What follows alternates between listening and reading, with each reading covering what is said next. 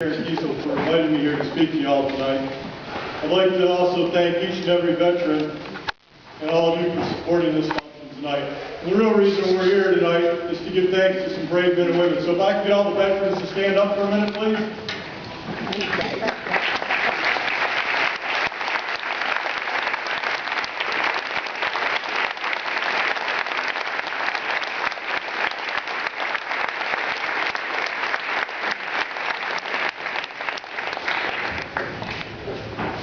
I'm really just a retired old first sergeant from the U.S. Army, and I'm really accustomed to talking or shouting at soldiers in a formation. And Sharon said we'd have none of that tonight, so bear with me for the next few minutes and we'll get through this together, okay? Ladies and gentlemen and fellow veterans, on the 11th hour of the 11th day of the 11th month of the year 1918, a truce to end the war, to end all wars, World War I, was signed by several nations.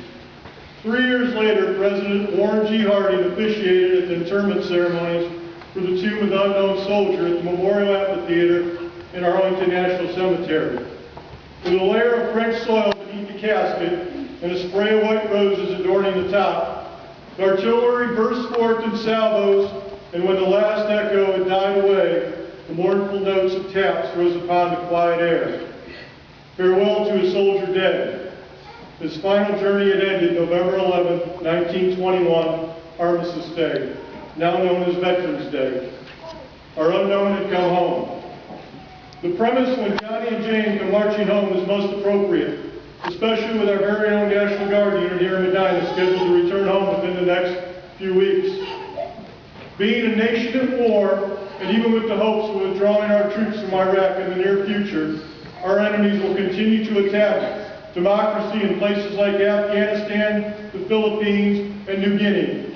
And with many terrorist cells being found in the democratic countries of our allies, and even in our own backyards and our own neighborhoods here in the United States, it is important to remember that the war on terrorism will not end anytime soon.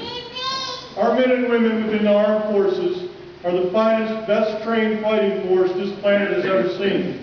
I can assure you firsthand they're the tip of the spear, continuously engaging the enemy to ensure our freedoms here in the United States are not taken from us. Life, liberty, and the pursuit of happiness, those unalienable rights that are part of the Declaration, have been defended for more than 233 years by men and women who have fought those that wish to take those rights from each and every one of us. Knowing what we know today, we must also understand that our troops will continue to go off to faraway lands, and their families will continue to pray for their safe return home. A homecoming for a military family is a joyous reunion, a time of celebration and thanksgiving, but no one comes home the same. Our young men and women in uniform have the best medical treatment available anywhere in the world. I had a friend lose his leg in Afghanistan when his vehicle was struck by a landmine. And within 6 months, we ran a 10-kilometer race together. But even for those that return home without any physical battle scars, there are still wounds we cannot see. It is these wounds that cannot be seen on the outside that will take the longest to overcome. The inscription on the tomb of the unknown reads, "Here rests in honored glory an American soldier known but to God." The battle that continues in many military men and women, even after they return home, also remains known but to God.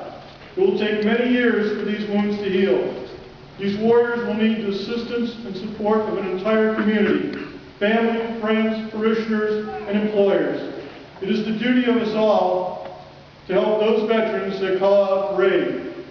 By showing our veterans we care for them and are here to help them no matter how long it takes to overcome their wounds is justly the duty of us all. Tomorrow, Veterans Day, I ask each and every one of you as a fellow American to remember those veterans who have gone before us. Remember those that are in harm's way at this very moment so that we may sleep safe at night. Reach out and touch those that will be the veterans of tomorrow by showing them how important patriotism is and to cherish the liberties we have here as citizens of the United States of America. To ensure they understand that many men and women have given their lives so that we may remain one nation under God. May God bless our veterans, past, present, and future, and may God bless America. Thank you.